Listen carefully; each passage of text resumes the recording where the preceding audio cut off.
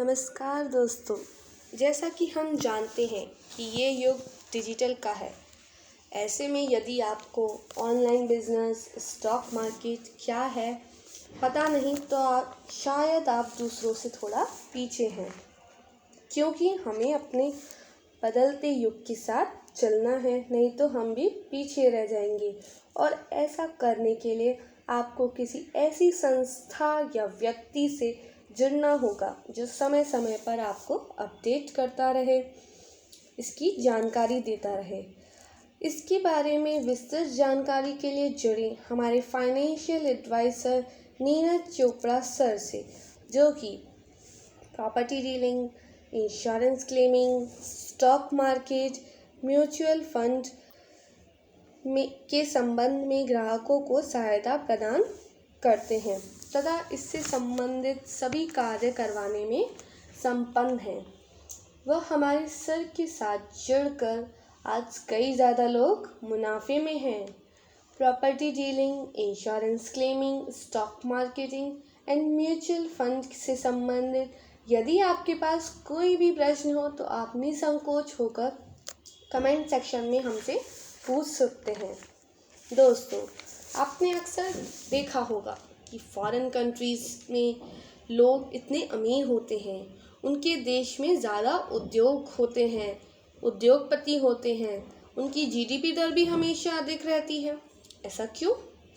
क्योंकि वे लोग अपने पैसों का सही उपयोग करना जानते हैं, अर्थात वे पहले अपनी आय का 50% निवेश करते हैं, 30% आय खर्च करते हैं, वह 20% आय की बचत करते हैं। बिल गेट्स ने भी अपनी आय को खर्च करने का एक निश्चित सूत्र दिया था, जो कि इस प्रकार से है: total income is equal to 50% invest plus 30% expenditure plus 20% saving. यदि हमने भी इसी सूत्र का पालन कर लिया तो हमें भी अमीर होने से कोई नहीं रोक सकता। हालांकि लोग इस विषय से आज भी अनभिज्ञ हैं। यही कारण है कि भारत का हर वो व्यक्ति जिसकी आय अच्छी है लेकिन उसे निवेश करने के संबंध में, ऑनलाइन बिजनेस के संबंध में कोई जानकारी नहीं, इसलिए वह अमीर नहीं बन पाता तथा सदा ही अपनी गरीबी का दुखड़ा रोता रहता है। तो हमारी आज की इस वीडियो में हम जानेंगे कि एक सफल व इंटेलिजेंट इन्वेस्टर कौन होता है, वह अपनी आय को किस तरह से निवेश करता है, किस तरह से अपने ऑनलाइन बिजनेस में लगाता है, जिससे कि वह अधिक से अधिक लाभार्जन कर सके। तो चलिए शुरू करते हैं। वह व्यक्ति जो अपनी आय व बचत की हुई राशि को सूझबूझ से सही जगह निवेश करता है, वही एक सफल व बुद्धिमान इन्वेस्टर होता है। या हम यह भी कह सकते हैं, एक सफल व बुद्धिमान इन्वेस्टर वही है जो बिना किसी हानि को सहन करते हुए अपने फाइनेंशियल एडवाइज़र के बताए हुए मार्ग पर चलता है।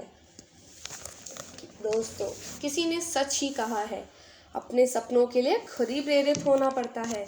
जब तक हम स्वयं अपने फ़ायदे के लिए प्रयास नहीं करेंगे तो किसी और से क्या सीख पाएंगे। चलिए एक उदाहरण देकर आप सभी को समझाती हूँ। उदाहरण के लिए, यदि हमारे पास कोई एक्स्ट्रा प्लॉट या घर है जिसे हमें बेचना है, लेकिन इस समय उसकी कीमत बहुत घटी हुई है, तो हमें इंतज़ार करना होगा जब तक कि उसके दाम बढ़ न जाए। तो यह कहलाता है साधारण व्यापार, जो कि अक्सर साधारण व्यापारी करते हैं, मुनाफे में ही अपना व्यापार करना चाहते हैं। लेकिन इसी जगह एक सफल इन्वेस्टर होता तो जानते हैं वो क्या करता? वो इस इंतज़ार समय में भी इस प्लॉट से, इस घर से मुनाफा कमाने की सोचता, जैसे कि इसे किराए पर देकर या पीजी के रूप में इस्तेमाल करके। इस तरह से वह इंतज़ार के समय में भी निश्चित आय कमाता व प्लॉट के ऊंचे दाम होने तक इसे संतुष्टक लाभ पर बेच देता। आइए अब बात करते हैं इसका प्रयोग शेयर मार्केट या म्यूचुअल फंड में कैसे होता है। इसके लिए आपको ज़रूरत है एक स्मार्ट मोबाइल की, जो आज की युग में सभी के पास होता है। कुछ निश्चित धनराशि व सबसे महत्वपूर्ण है एक बेस्ट व एक्सपीरियंस्ड फाइनेंशियल एडवाइज़र की, जो इस कार्य में आपकी सहायता करेगा। मान लीजिए हमारे पास 3 लाख रुपए की राशि है जो कि हमने बैंक खाते में जमा किए हुए हैं, जैसा कि अक्सर सभी व्यक्ति करते हैं, या फिर एफडी करवा दी है। तो इससे हमें ब्याज दर केवल 3 से 4% ही मिलेगी। क्या ये संतुष्टि करने लायक है? हमें कमेंट सेक्शन में कमेंट करके ज़रूर बताइएगा। मेरे ख्याल से नहीं। जब हम अपनी इस बचत से अधिक आय कमा सकते हैं तो हम इसके लिए प्रयास क्यों नहीं कर रहे हैं? क्योंकि इस विषय में हमें जानकारी का अभाव है। यदि आपको एक सफल फाइनेंशियल एडवाइज़र मिल गया तो इसमें कोई शक नहीं कि आप भी एक सफल निवेशक बन सकते हैं व अपना ऑनलाइन बिजनेस शुरू कर सकते हैं।